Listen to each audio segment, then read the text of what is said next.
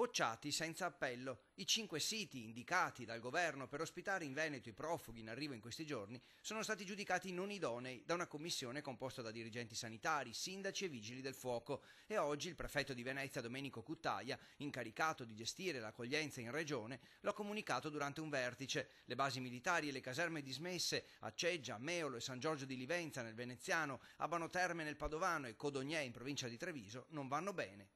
Sono state un po' dichiarate dai tecnici, per cui il comandante dei vigili del fuoco e anche delle prefetture locali stessi, inagibili per quanto riguarda l'accoglienza, perché sono anche basi ex militari dove ci dovrebbe essere fare la bonifica bellica. E ora si riparte da zero. Nessuna nuova proposta è arrivata durante il vertice di oggi, anche per la chiusura di molti sindaci. Sembra che nessuno abbia spazi adeguati per l'accoglienza e l'integrazione, o comunque che servano tempo e denaro per adeguare edifici disponibili ma fatiscenti. In quelli individuati mancano servizi essenziali, luce, acqua, fognature, ma anche gli infissi, gli intonaci e le condizioni igieniche sono state giudicate del tutto insufficienti dalla Commissione.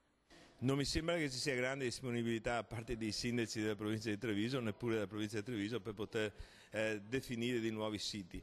Intanto in Veneto sono arrivati nella notte altri 150 profughi che ora saranno smistati negli alberghi e tra le cooperative che li ospiteranno per pochi giorni. Bocciata dalla regione l'operazione Mare Nostrum, che diventa l'occasione per gli amministratori per porre una domanda al governo. È vero che circa il 50% dei profughi in arrivo trovano a nord-est solo una sistemazione temporanea per poi proseguire il loro viaggio in altri paesi europei, ma sindaci e amministratori chiedono comunque queste persone dove vanno. E questo è il grande interrogativo e il grande problema che noi poniamo. Queste persone che non sono conosciute, che non sa cosa siano e chi siano, si muovono nell'Europa, nel nostro paese Italia, non sapendo, non avendo nessun controllo. Questo credo che sia una cosa inaccettabile.